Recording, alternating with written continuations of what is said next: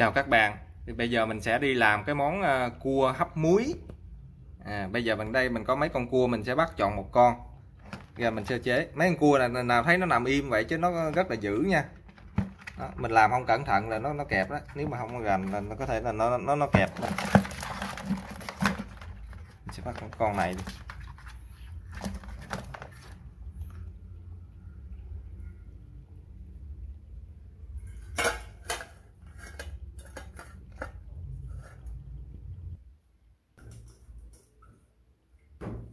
Rồi tương tự như làm tôm càng thì trước khi sơ chế cua á, mình sẽ cho đá vào, đá đập mịn vào.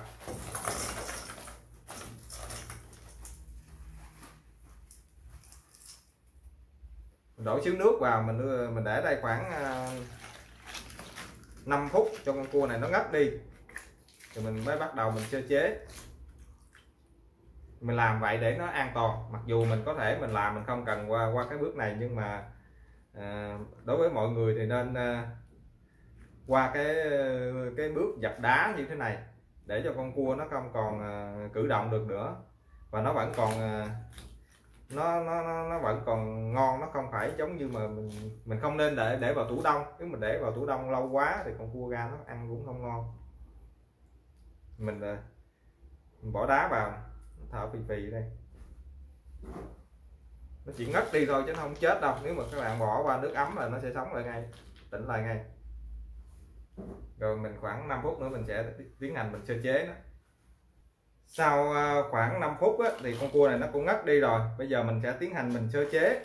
Thì đầu tiên mình phải tháo cái dây cua. Cái dây này á, là cái dây người ta chối cua chuyên dụng, nhưng mà thực tế ra nó là cái dây là để làm cái thảm lau chân đó. Thì nó gồm có cái thuốc nhuộm vải rồi này kia. Nếu mà mình để nguyên như vậy mình đem đi hấp á, mình thấy nhiều người họ để nguyên đem đi hấp á, thì như vậy ăn không tốt đâu. Thì mình tháo ra hoặc là dùng kéo cắt, mình không có sử dụng cái gì cái dây này hết. Thì các bạn làm thì phải đảm bảo là mình đủ cái đá để làm cho con cua nó ngất đi, còn không là lúc mình để qua cái nước ấm này có khả năng là nó sẽ tỉnh như vậy. Thì con cua ở đây mình có hai cái chỗ mà mình cần vệ sinh. Thứ nhất là ở dưới cái phần cái mai á, cái này mình sử dụng cái bàn chải sạch để mình sạc cho kỹ. Cái này là cái bàn chải chuyên để sạch chà cua chứ không phải cái bàn chải chà chân nha các bạn.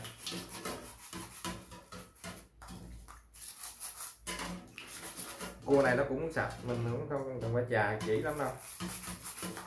Rồi mình không có dùng cái, nếu mà mình hấp cua á là mình không dùng cái dao để mình đâm cái dưới cái yếm này cho nó chết.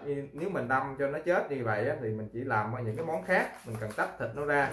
Còn con cua hấp mình cần phải giữ nó nguyên để nó không bị chảy cái nước trong cái quá trình mình hấp. Rồi tiếp theo á là mình tách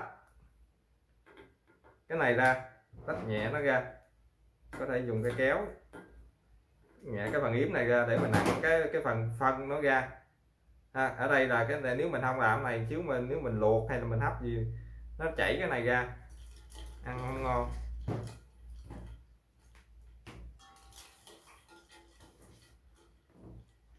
Đó. Nặng cái này ra, và có thể mình bỏ luôn cũng được. Đó, xong.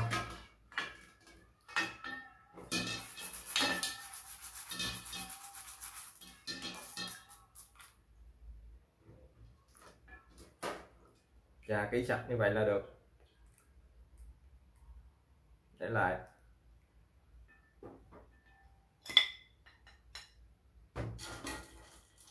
Đây có một cái ngoe nó rụng ra, lúc nãy mình bỏ vô lạnh quá nó rụng một cái ngoe ra, không vấn đề gì hết.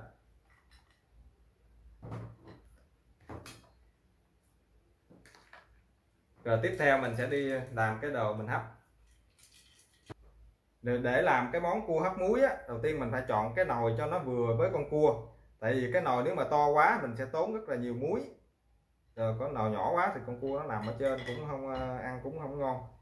Rồi mình sẽ lót một cái lớp giấy bạc ở dưới cái đáy nồi. Thì mình cái này lót giấy bạc này chỉ có tác dụng là Sau khi mình hấp xong á, mình về vệ sinh cái nồi này cho nó dễ thôi chứ nó không có cái gì đặc biệt.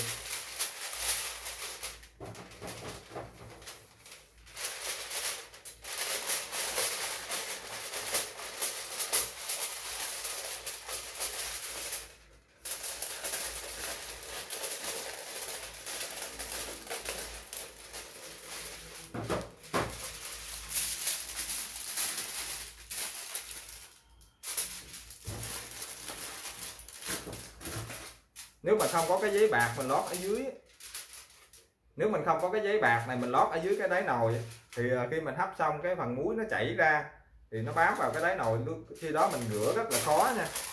Cho nên tốt nhất là mình có cái giấy bạc mình lót ở dưới, rồi mình lót một lớp giấy bạc, rồi mình sẽ sử dụng cái muối hột. Đây là muối hột, muối biển thôi, gắp lên, đổ lên một lớp độ tầm 3 cm, 2-3 cm.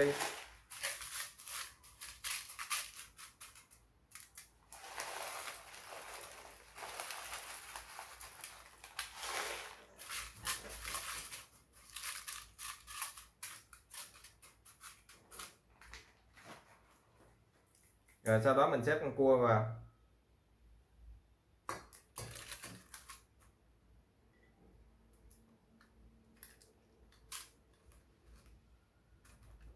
Rồi mình đem lên bắt lên bếp mình hấp độ tầm khoảng 20 phút là được.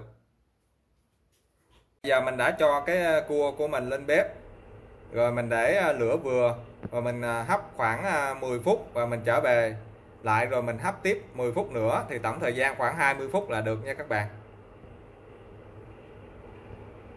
Rồi bây giờ mình sẽ đậy nắp lại và mình hấp.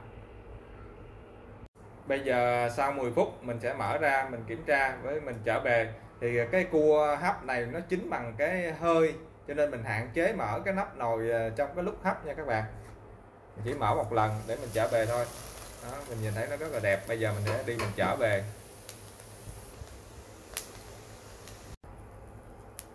Rồi bây giờ mình sẽ đi mình trở về.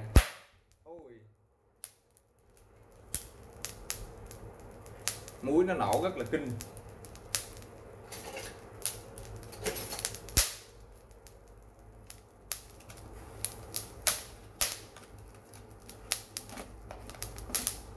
Rồi mình trở về xong mình tiếp tục mình hấp khoảng 10 phút nữa là được ha. Nghe cái tiếng muối nó nổ.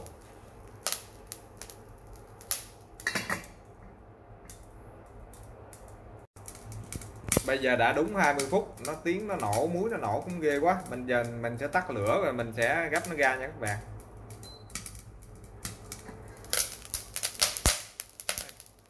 Muối nó nổ rất là ghê. Hấp muối mà.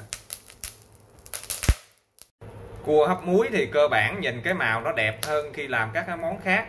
Mình thì khi mình làm món ăn thì mình luôn chú ý cái màu sắc của cái món ăn. Mình ăn bằng mắt và mình nhìn thấy nó hấp dẫn là mình thấy ngon rồi. Còn mình làm các món khác cũng có thể là nó ngon hơn, như là cua sốt ớt, cua rang me hay là cua rang trứng muối. Còn cái này là cua rang muối nha. Rồi bây giờ mình sẽ gấp cái cua này ra cái đĩa đi. Ăn nó sẽ như thế nào thì chưa biết, nhưng mà mình nhìn hiện tại thì cái màu đẹp quá. Đấy.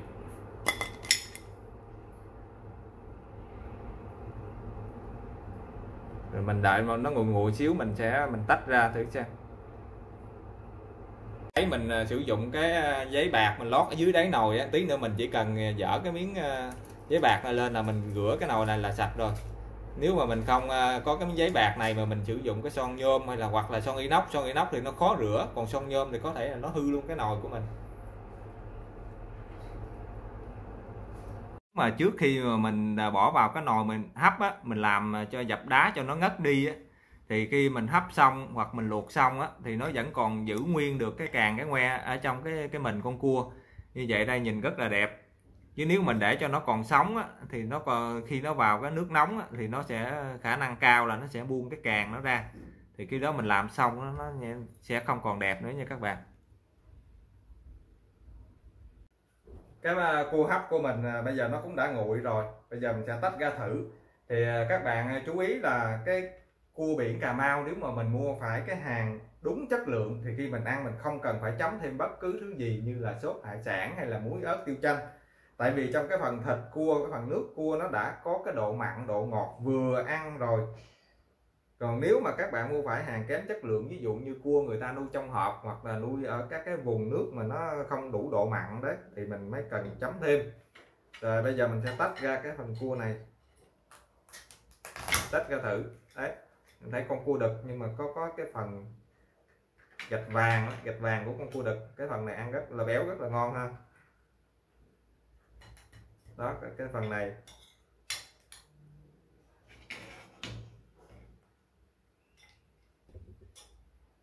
mình ăn thử một miếng cái gạch vàng này thử coi, rất là béo. Ở đây cái độ nó rất cực kỳ béo luôn. Thì ở trong cái con cua này á, mình không ăn cái phần, cái này là cái phổi con cua, mình không ăn cái này nha, mình ăn cái phần thịt nó thôi, phần thịt và những cái phần ở trong cái yếm con cua nè, những cái phần vàng trừ ăn, không có những cái nào màu đen là mình không ăn. Thì cũng có một số cái chỗ người ta nuôi cua mà nó bị ở trong cái này nó bị rong á, trong vuông nó rong nhiều á, nó ăn nó vào thì cái vị ở trong đây nó không được ngon. Còn con cua này mình thấy rất là béo.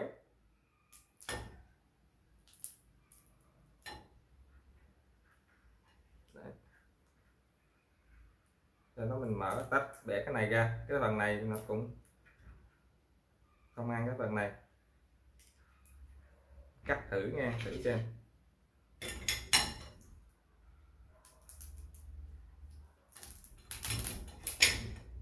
Đấy, rất là nhiều thịt luôn, rất là nhiều thịt, cái phần này ăn rất ngon nha. Còn đối với cái càng, đặc biệt là mình cua đực mình phải thử cái càng đã. Cái càng á, thì nếu mà nhà mình có cái đồ mình có đồ kẹp càng cua thì tốt, không thì mình dùng cái muỗng dày dày mình đập nhẹ nhẹ thì nó cũng ra rồi. Cái đối với con cua này cực kỳ chắc thịt, thịt nó bị ấy, cái này rất là chắc thịt luôn.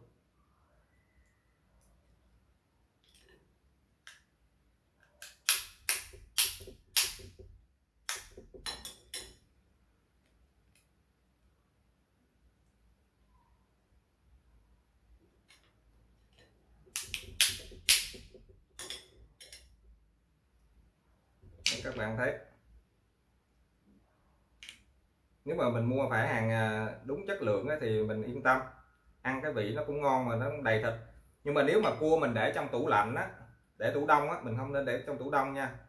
Mình để trong tủ đông á, thì khi mình luộc á thì nó sẽ bị mất cái độ ngon, nó không còn ngon nữa. Rồi nếu mà mình muốn cùng lắm á, là mình luộc rồi mình để trong ngăn mát hoặc là ngăn đông, mình luộc rồi, chứ con cua còn sống mình không để. Nếu mà mình muốn để lâu á, mình chỉ phải luộc lên rồi mình để trong ngăn mát hoặc ngăn đông, chứ còn con cua còn sống á, thì mình không để vào ngăn đông.